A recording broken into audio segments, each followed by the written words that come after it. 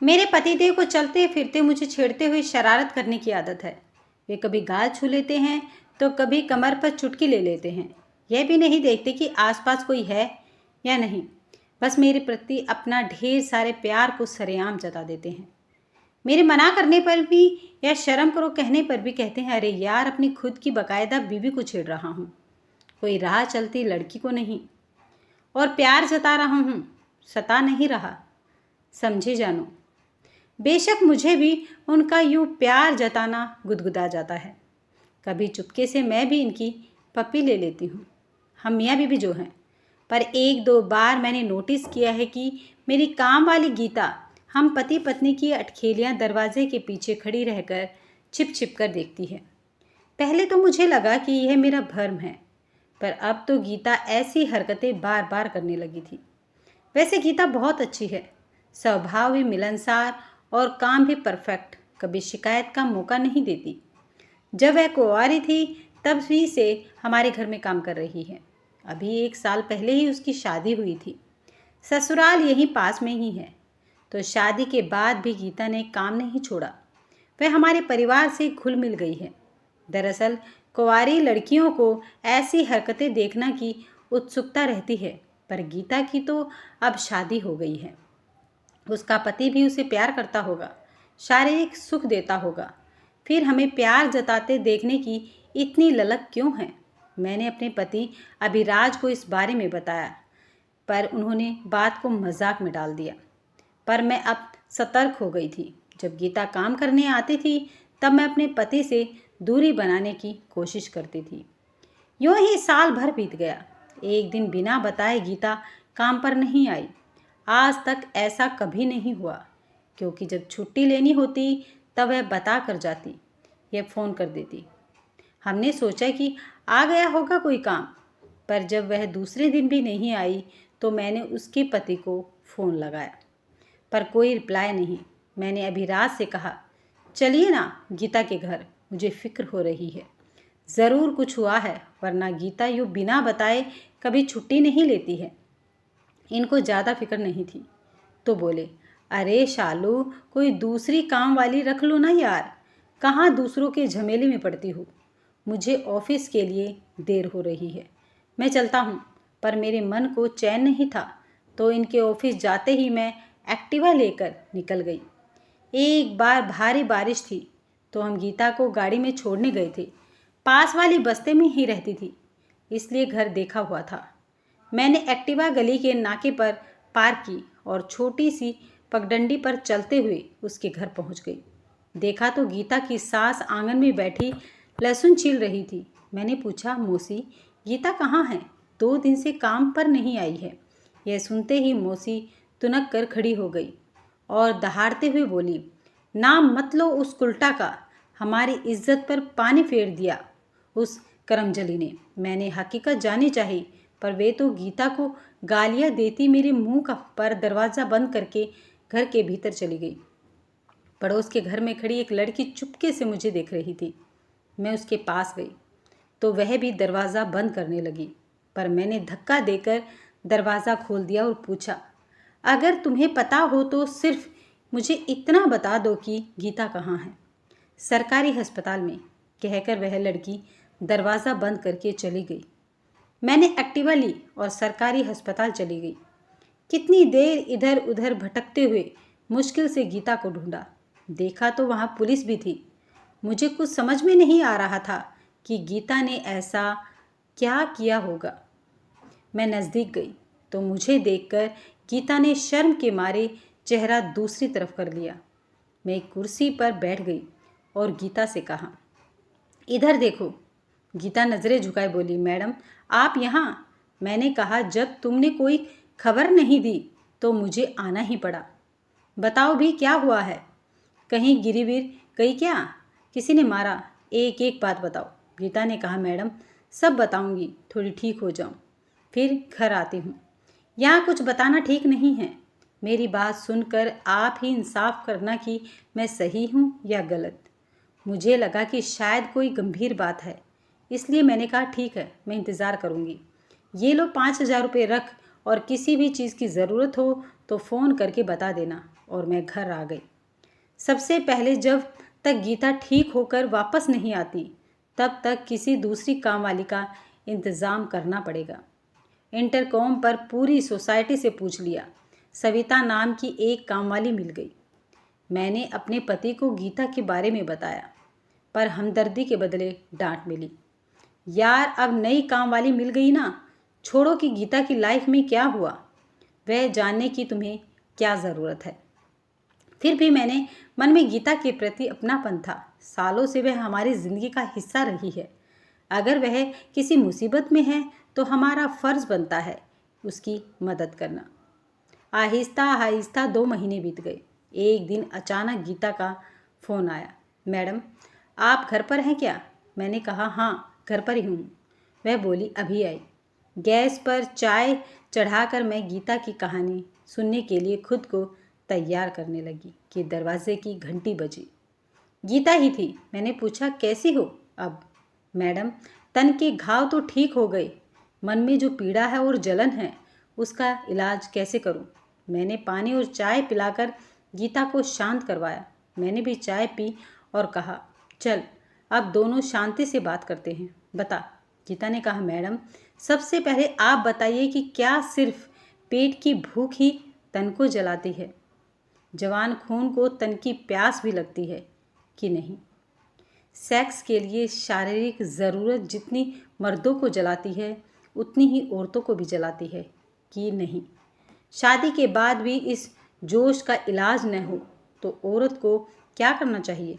Madam, मेरी शादी को 2 साल हो गए हैं, पर अभी तक कुंवारी हूँ। मेरा पति संजय नामर्द है। आज तक उसने मुझे छुआ तक नहीं। मेरे भीतर का जोश लावा की तरह धधक रहा है। अगर यही सब मर्द के साथ होता तो अपनी ज़रूरत पूरी करने के लिए वह कहीं भी मुंह मारता कि नहीं? कौन इस तन की आग से बच पाया है? एक लड़की कितने सपने आंखों में भरकर शादी करती है, पति के प्यार को तरसती है, पर मेरे नसीब खोटे कि मुझे एक ऐसा पति मिला जो औरत की जिस्मानी ज़रूरत पूरे करने में नाकाम है। मैंने कहा, गीता, तू इस बिना पर अपने पति से तलाक ले सकती है और दूसरी शादी कर सकती है। गीता ने कहा, मैडम, हमारे समाज में एक बार लड़की जिस घर में ब्याह दी जाती है वहीं से उसकी अर्थी उठती है। तलाकशुदा लड़की का पूरा समाज बहिष्कार करता है। मैडम, इसी नामर्द के साथ मुझे पूरी ज़िंदगी बितानी होगी, तिल तिल कर मरना होगा। मेरे जेठ जेठानी का कमरा हमारे कमरे के पास ही है। आधी रात तक उन दोनों के कमरे से आ रही प्यार की मदभरी आवाज़ें मेरे कानों में ऐसे चुभती हैं जैसे धधकता लावा किसी ने मेरे कानों में उड़ेल दिया हो। जेठ जी के बदन मसलने पर जेठानी के मुंह से निकलती आहें और सिसकियां मेरे भीतर हवस की ज्वाला भड़का देती हैं। मैं बेकाबू सी अपने पति से लिपटकर उनको जोश में लाने की कोशिश करती हूँ, पर उस ठंडे समुंदर में उफान उठता ही नहीं है।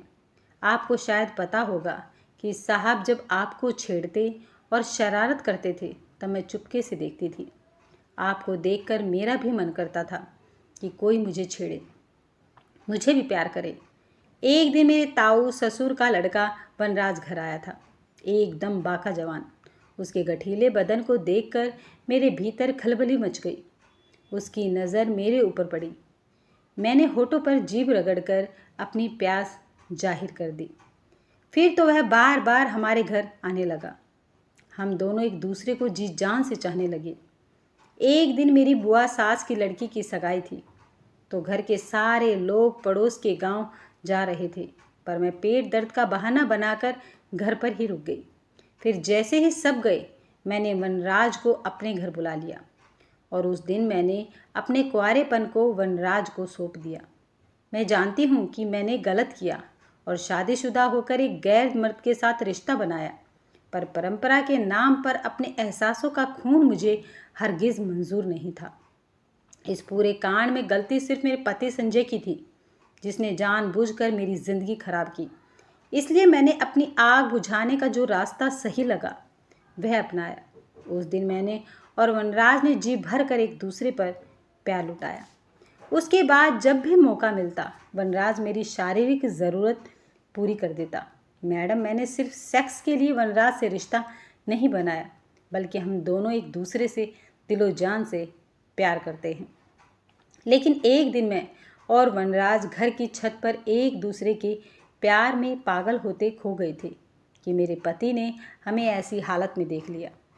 वह पास ही पड़ी लाठी उठाकर मुझे पीटने लगा, पर मैं दिल जली अधूरी प्यास थी, इसलिए उसके हाथ से लाठी छीन कर मैं उस नामर्द पर ऐसे टूट पड़ी कि सारी हड्डियों का चूरमा बना दिया। अब आप ही बताइए कि मैंने क्या गलत किया। सारा किस्सा सुनने के बाद मुझे गीता किसी पहलू से गलत नहीं लगी, बस उसने हालात को उलझा दिया।